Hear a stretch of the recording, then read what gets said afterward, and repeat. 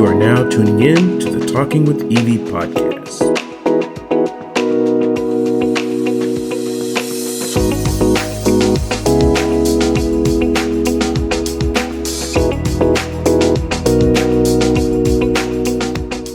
All right. Welcome to another episode of Talking with Evie. Now, you may wonder, who is this guy back on the microphone? My name is Alistair Hunt. Dr. Evie has been gone for a little bit, so she wrote me back in and said, hey, can you do an interview style format like we did back at the beginning of the show? And I said, yes, Dr. Evie, I will be happy to do it. So my name is Alistair Hunt.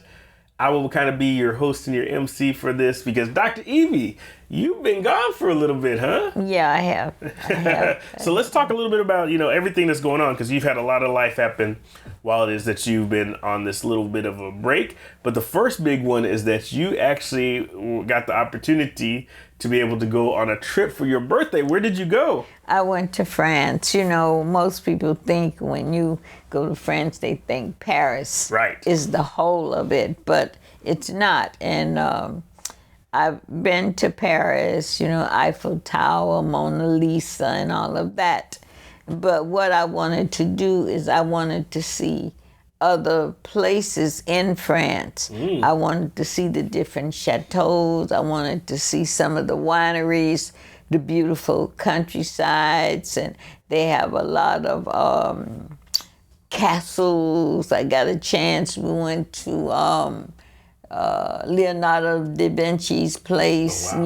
Yeah, a lot of people think he was just a painter. Right. But he was an inventor, and I saw all of the things that he had done, and it was just magnificent. I went to about 8 different cities in France. Right. And I love the sidewalk cafes, and they're always so engaged in conversation. It's not like here in the United States, we think that, I'm busy, I've got a schedule, I'm doing this, that, and the other. And it was so refreshing to see, they have the cafes and they're sitting out and they're talking with their lattes or their whatever it is they drink and their foods, and they're not gulping it down, that kind of stuff. And enjoying it. Just enjoying. And the streets are small, so they don't have the big SUVs and things that like we have here. Right. And the streets are kind of on a slope, and you got the cobblestone streets, and in the windows you see the flower boxes and the vines on the buildings, and it's just magnificent. And then, I went to certain places, the chateaus, where you have the gardens, like the botanicals, and it's just countryside, and it's just beautiful. And then we went to one place there, and the cuisine was duck.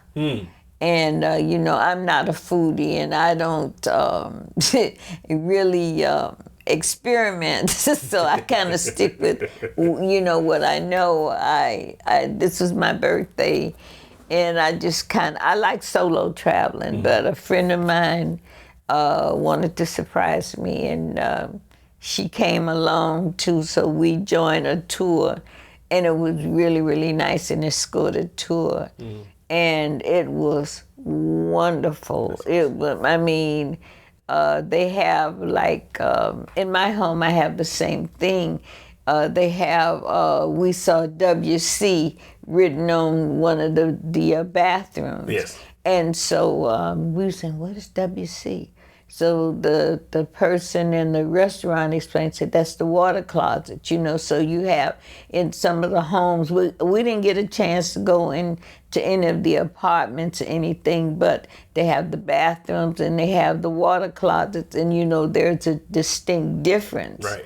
And at that time, we even went to one of the little marketplaces where they had vintage cars, took pictures by those. And another thing that was so fascinating to me, you see, the pets here, the dogs here, you see them on the leash with their families, and they're kind of all over the place. But these were the coolest dogs. It was like they were tranquilized. They were walking, and they weren't all over the place and fighting. I actually saw in a real posh restaurant, not the lady now, but her husband had this dog. It wasn't a tiny, tiny dog. It was kind of like a Shih Tzu. Mm-hmm. And that dog was actually sitting in his master's lap, not licking the food out the plate, just sitting there and allowed those people to eat. It was no yapping. Wow. It was simply beautiful. Just amazing, and then to find out in this one place we went, don't ask me all of the names, I went to Blos, went to Valandre, just, a lot of the painters and the inventors. I learned so much about some of the French culture, and that's what I really, really wanted to learn more about France. And it's not just Paris, and then another thing too, in Paris, you have to be Paris itself. If you have your phone, you better have that glued to you, because now they have these little motorbikes that somebody is operating the motorbike, and they got a partner on the back, and they come and grab it right from you. So now, if you got your little pack on you, it has to be across you, facing you, with your credentials in it. Yeah. So in Paris now, like in the countryside, it was very rare, but they will forewarn you. Yeah, about the pickpockets. Yeah, pickpocket. That's a big thing there, pickpockets, and and they're good at it. But I'm telling you, it was the most amazing. Amazing, just so laid back. And then, the reason why I like escorted tours is because you get a chance to sit back and just see the countryside. You meet up with other people, different places, learn other cultures, And I didn't have like the Euros, and I had to learn about Euros. I got there, and I didn't have my luggage until the day I was getting ready to leave. So that in itself was a big thing, but I just didn't care. Right. It was just... Take everything in stride. Yeah, it was wonderful. That's awesome. Yeah. That was going to be my question, is that did you do research ahead of time, or you just did the escorted tours and they took you? I did. This is my third escorted tour, because the first time I went with Globus Getaway, and they are amazing. Okay. They're amazing. Top of the line. I know they have other escorted, Travel One and a couple of others, but I know for sure that Globus Getaway is very good. And so I like the escorted tour, because many times what people do not realize, if you're coming from the United States, many times the American Embassy may not be up. Right. And the American Embassy might be just like a little room. And in foreign countries, they celebrate holidays and things. We don't. They might, 12 o'clock, the whole little town might be having a siesta. Right. And that person that's been designated supposedly by the United States to be over the American Embassy, if that person they're having a siesta, or they're having whatever their holiday is, you're not going to see them. Right. So if you're on that escorted tour, unless you go and you're trashing the people's hotel or acting up, these people are responsible for you. So they intercede, and that's kind of your protection. Yes. So that's why I like the escorted tour, you know what I'm saying? And then on our bus, we had maybe people that spoke 3 different languages.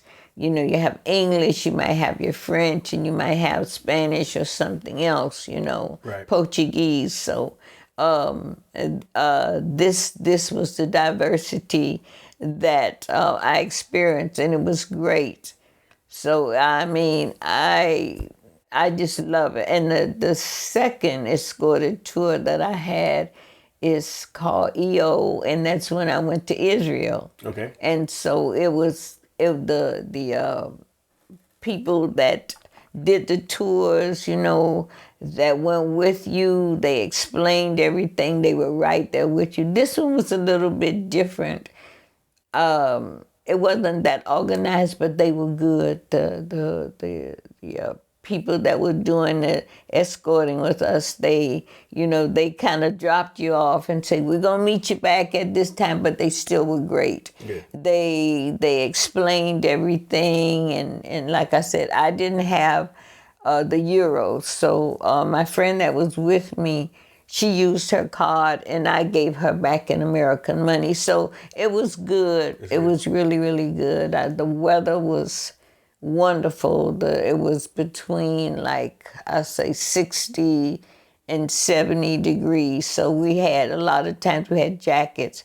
And then it rained. We got caught in the rain, but I didn't care. I was in France, and it was French rain is different than yes, US rain, right? It was magnificent. It was magnificent. So you're always pushing for your audience to be able to explore their get out there and explore. Yes. To be able to push the boundaries and everything Yes. else like that. And you've done this too with your Israel trip, and you're kind of living the lifestyle Yeah. that you're telling them to live. But you had said, I remember whenever you set your mind that you were going to make this happen, right? Yeah. And so you had to be able to organize, and you had to be able to cut back. It just saved in order to be Yeah. able to make sure that this happens. Yeah. So talk a little bit about that, because a lot of people say, I don't have the finances, or, I could be using it for something else. Yeah. The older ladies say, well, I got grandkids that I need to be able to take care of, or what if my kids need me? Talk about that mindset of putting a goal out there and then going for it. Okay. Well,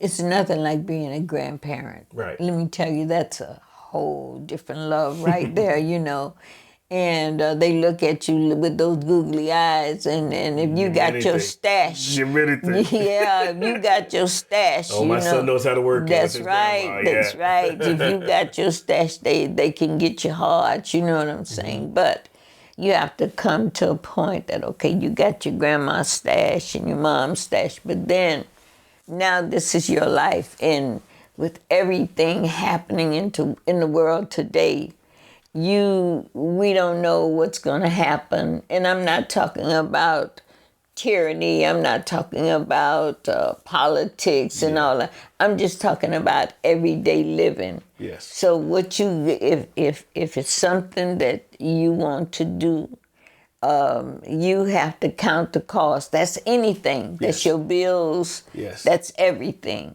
So what I did, as you know, when I wanted this birthday, and I'm not telling the audience what birthday it is, but it was a birthday. A major milestone. It right was there. a major milestone, and I wanted it to be different. I liked that my friend wanted to come, but I do well solo traveling that way, because you asked me one thing about what to do, but I'm just gonna say this.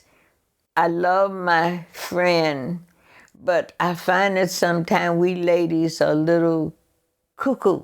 Okay. And so I like when you solo travel, you got to make sure that if you're in the same room, that you're in the same mindset. Right. One person might like to have the computer on all night, the TV. One person might like the temperature in the room. And you got to be able to deal with that, because you could be very miserable Yeah, get thrown off your whole trip. on your trip. Yeah. Now, I paid my money, and you paid your money. So we got to compromise, and you can't have any prima donnas. Right. If you know that your friend or you are a prima donna, Yeah. Might no, wanna rethink you that one. you got to rethink that. Also, because you can hang out here and you can get along here, it's different whenever you That's right, because you're traveling stuck and with that overseas, person. yeah, and you trying to have to deal with Yeah. all their vices. They can go back home here. Yeah. There, you're stuck with them the whole You're entire stuck time. with them, and that could really be something. And they start, digging,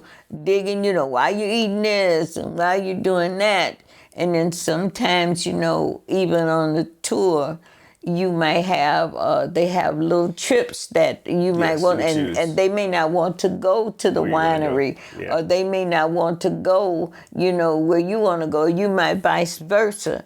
So you got to be able to say, no, okay, why don't you go there? And then at night we'll have something to talk about. Right. But so some women, they'll take that personal, like, oh, we went all there and she didn't want to do. Well, she doesn't have to do what you want to do. So would you suggest that they take, like, if you're going to travel overseas with somebody or whatever else, you take a short, small trip here locally so you can kind of see the isms of that person, what it is that they do, and if it is that y'all can get along, and so on and so forth. It's like dating before it is that you commit to marriage, right? So would you suggest that you do that if you're going to travel with somebody? Or you just say the whole facts. Look, you like the TV on all night long.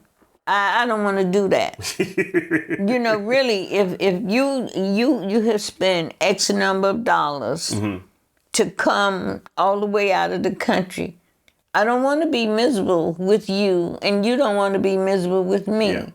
And we're not talking about snoring, because that's what sleep is for. We're not talking about bathroom, because you know what you go to the bathroom for. We're not talking about those things. Right. But we're talking about you got the TV on all night long, and I got to listen to you when I'm accustomed to when I go to sleep. The room's got to be dark, so we got to compromise. Okay, so either we get separate rooms, or sometime you decide, say, okay, well, maybe we won't go on all the excursions together. Maybe we might go to different things. Right. You got to do that before you leave, or you're going to have a problem. Again, how I did it, I'm going back to your original question about how I did this, and some people might say, well, I don't have the money.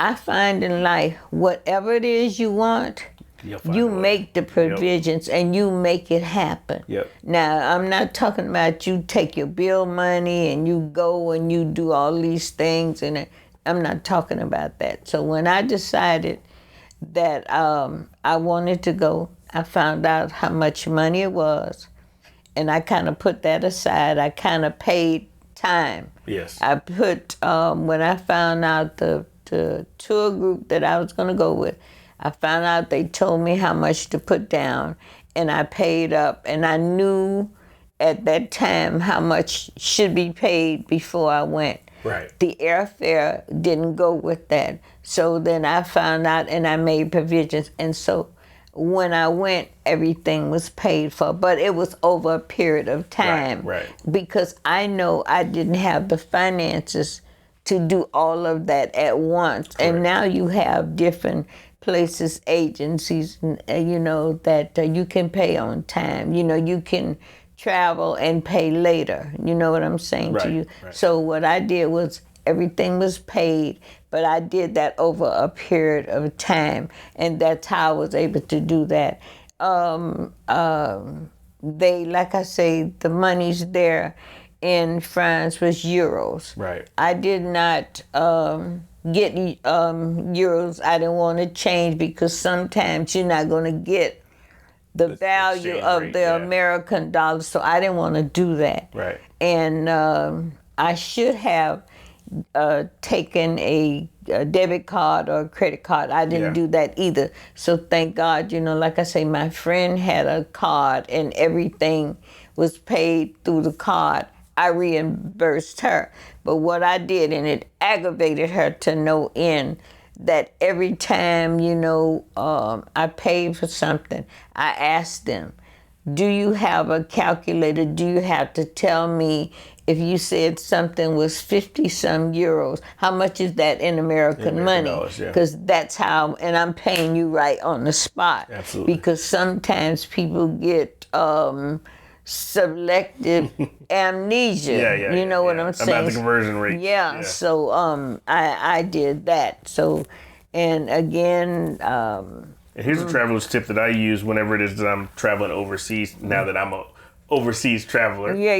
and my 2 journeys overseas, is you can get a prepaid debit card that's attached to your bank account that you could transfer money too, and then you can use that so that way it is, if it does get stolen, hacked, or whatever else, they now have access to your main fund. So that's a little traveler's tip that if somebody's going, especially if you're going overseas, and then also don't forget to call your bank and let them know that you're going overseas, so they don't lock your card down as well. And I know with Bank America, if one red flag goes up, they're gonna shut you down, and so you can be over there and be stuck. So that was one of the reasons why I had American money. Another thing, you make sure that aside from your passport, you get copies in case it's missing or whatever. It won't take so long for it to come for them, to you can have access to go from one place to the other, because that's not like here in the United States. We talk about the United States, but I'm telling you for sure it's the greatest place in the world to be because we give allowances. You get stuck over there, something that nobody, they don't tolerate certain things. They don't know the language. They're not trying to give you, they're not going to accommodate you. They're nice, but so don't go over there feeling entitled. Yes, feeling entitled because you're a non-entity. Another thing that you can do is now they have the passport cards. Yes. So when you order your passport and renew it, you can actually get almost looks like a driver's license. Yeah. And they suggest that you put your passport up in the safe and you carry that around with you, and a copy of your passport. So that way, again, like you said, those are a lot easier to replace than your actual passport itself. So, I mean, these are all great tips for people who are thinking about doing this. But I want to go back up a little bit because what you talked about as far as like approaching your friend and, telling people what it is that you want. We talked in previous episodes about sometimes you have to let your family know, I'm doing this for me. And all the stuff that you have planned for me, with the vacation that you're going to take and me watching the kids has nothing to do with the things I plan for me. But what you're talking about is a term that we call in Stephen Ministry, because I'm Stephen Ministry, called assertiveness, right? And a lot of people confuse assertiveness with aggressive. Aggressive is I'm attacking you because I want something. Assertive is letting you know where the boundaries are and also what it is that I want to do for me, right? And so some of the stuff that you talk about is them being assertive enough to be able to express what it is that you want. And you had to do a lot of that in preparation for this trip, right? I did.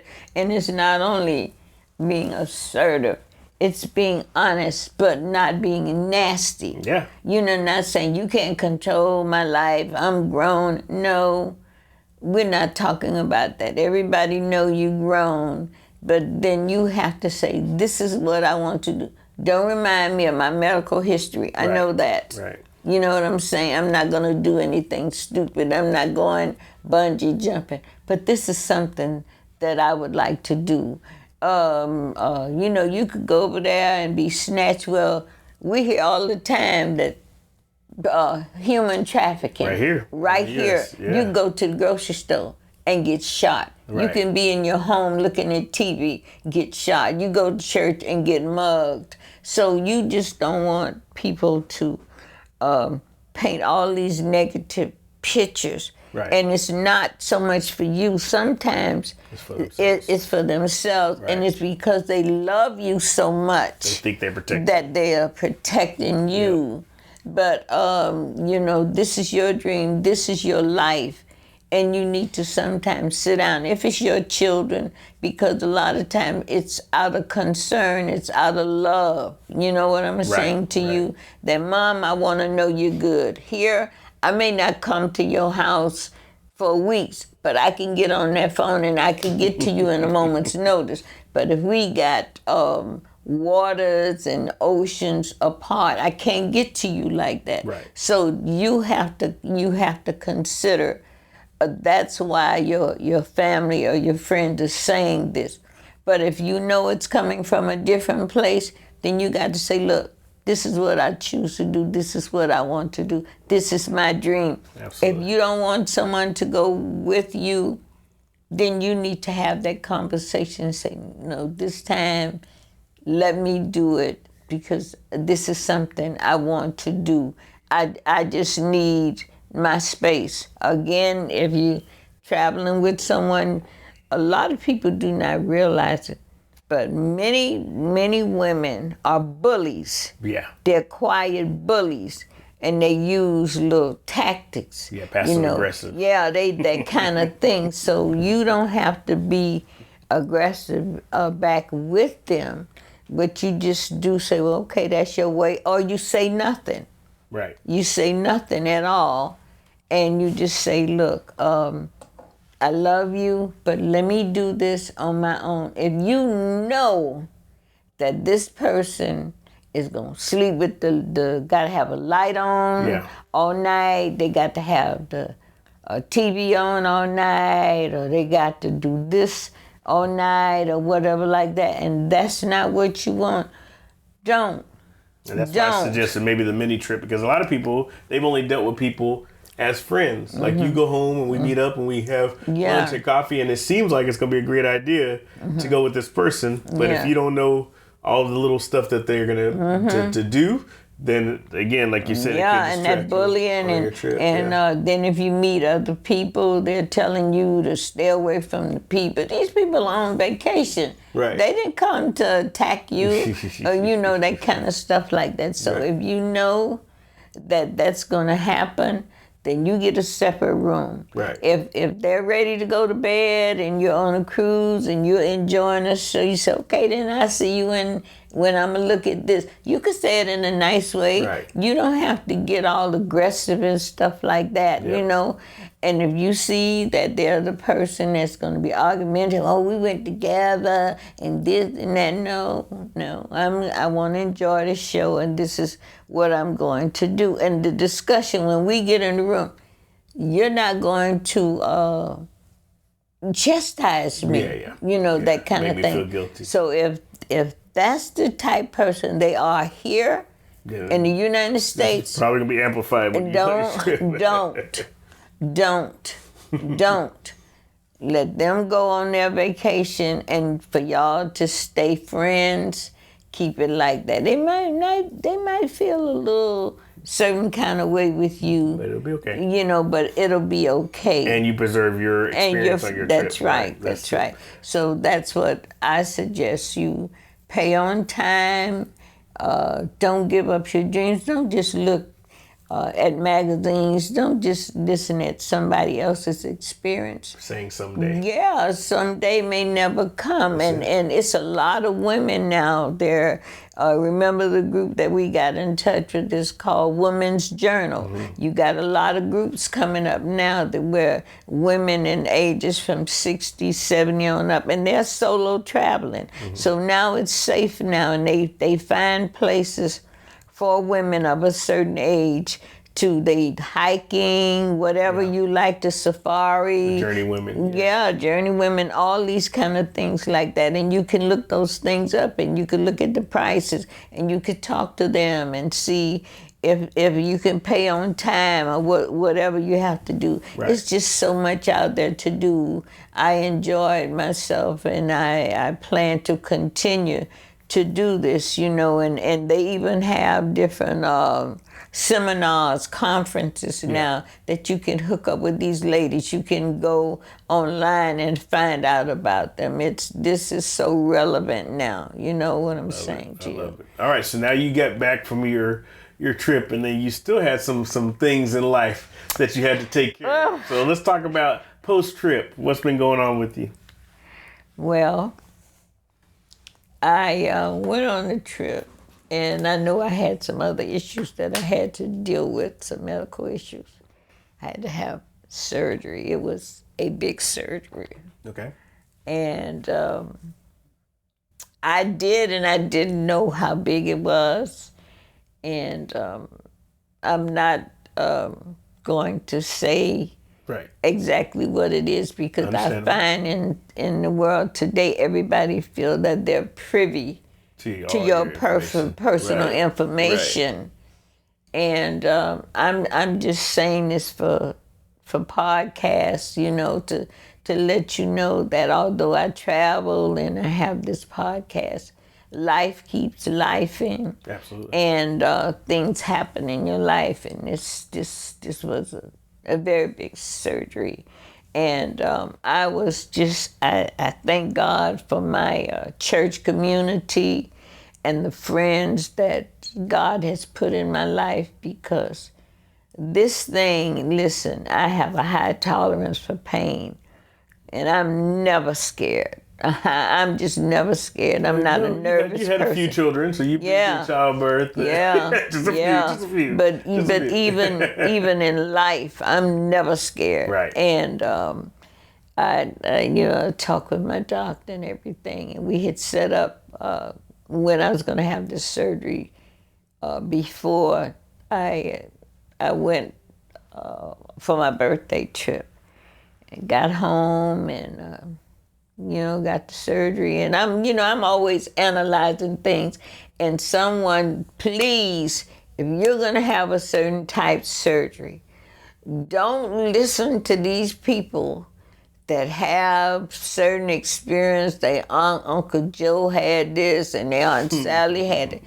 Don't. Someone told me about while they were having surgery, and they were under, somehow they they woke up and they could feel every cut. Well, that was in my mind, yes. and It's like getting in your head. that was maddening to me. So I go to the hospital staff, wonderful, everything. So the morning of the surgery, I'm saying, okay, God, I know this is going to happen. And that devil was trying to beat me, So God is faithful with me, like I said on the onset of this podcast. Everything with me is God-centered. Absolutely. I'm not perfect. I'm one of the most imperfect people that you will meet. And that little lamb that you see, different pictures of Jesus holding his lamb, that's me, to keep me out of harm's way. Yeah, You know what I'm absolutely. saying to you? Yeah. So I'm not perfect at all. So I'm saying, okay, God, I got to do this. But I was getting shaky, and the daughter that's here with me, I didn't want her to see, because she was going to go bananas anyway. So Right. she's always been a mama's girl, loves her daddy, but she's a mama's girl. So I'm saying, God, and I'm thinking, okay, how is this going to go? At that time, the telephone rings, and this person says, "Good morning, Miss Evelyn." I said, "Good morning. Who is this?" "This is your pastor." And I tell you, that was such a blessing to me, because God was right on time, because that devil was beating me. You were having a rough time. I was having a rough time. I was having a rough time. And I trust God. Right. That.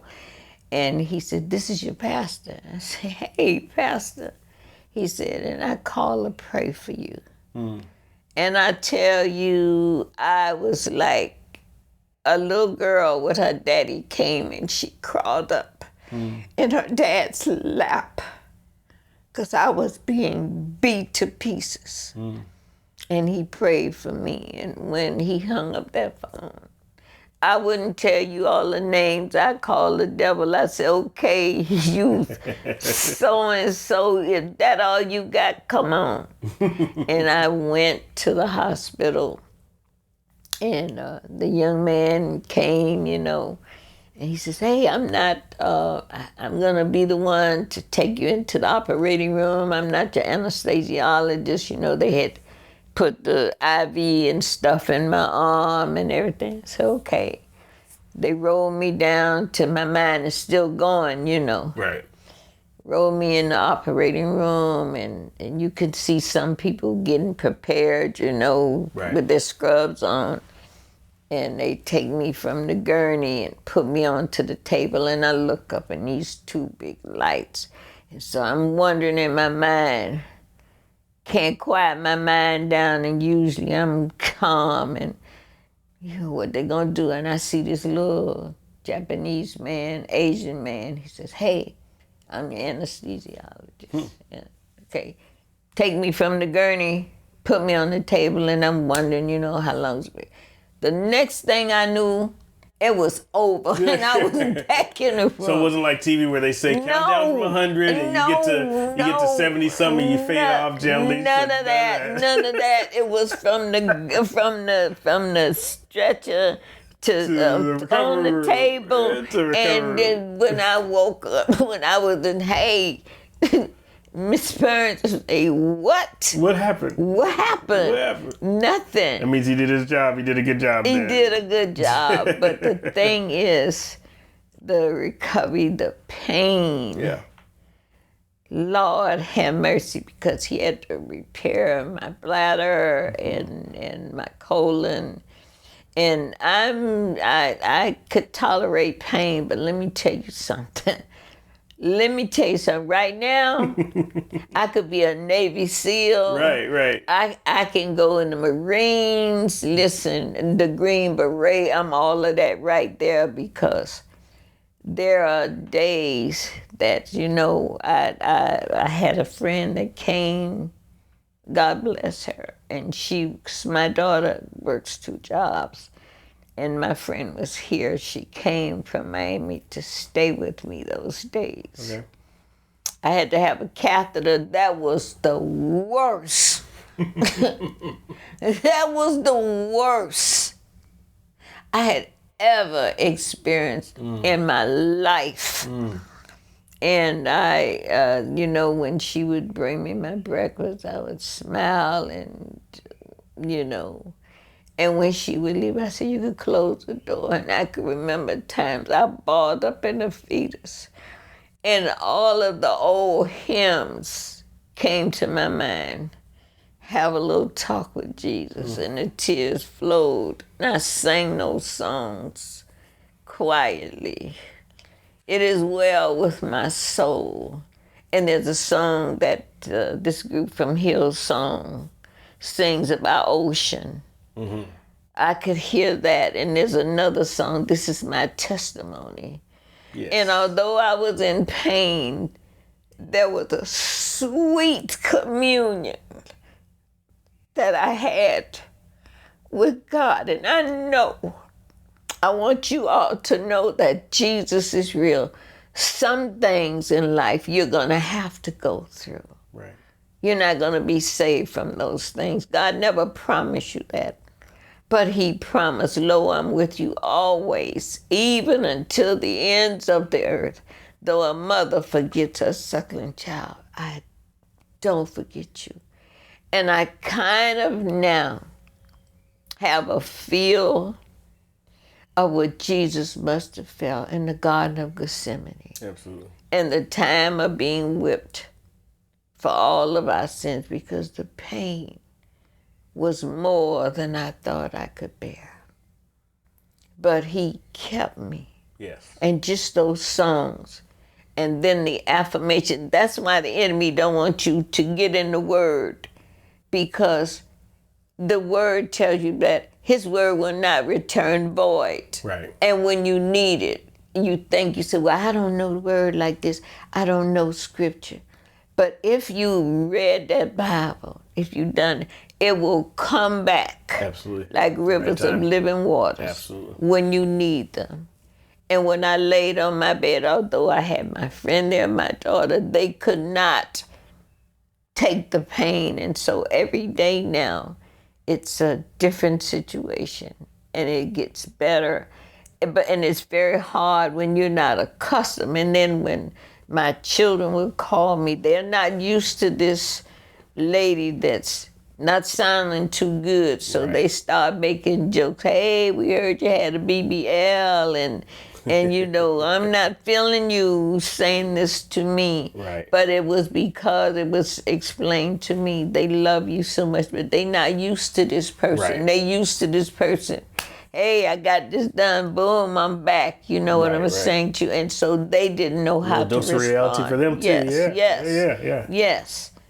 And then when the doctor told my daughter how big this surgery was, you know what I'm saying to you, Mom, you never said anything, but there's some things that only you and God can walk with. That's it. And every day I thank him. So I'm saying to you guys, At the end of the day, you could have all the money, all the positions, but if you got half a family, they're not going to be perfect. You got half a friends. That's better than having nothing and all. And most of all, if you have the Lord in your life, that's all you need. And I thank God for my church family, even to my neighbors, and it shows you, God shows you, He is there and He is faithful. Yes. And so although this journey, and I'm still walking with it, still in the healing process, Right. It's been well with my soul. Any final words that you have as we close this episode out for them as we end? Enjoy your life. Sometimes don't take yourself so serious. Be thankful. Live in gratitude every day. You find something. There's always, always something to be thankful for. It's always something to be thankful for. And we talk about the United States as the greatest country in the world. I'm saying that because that's all I know. But I'm telling you, this United States, no matter what political party you might be rooting for, America is going to always be great, not because of us or the political party that you serve, but because of Christ. That's it. So I love you guys. Thank you so very much. And I thought about you all. Thank you for your comments. Thank you for being there. Come back and see me again. Be blessed.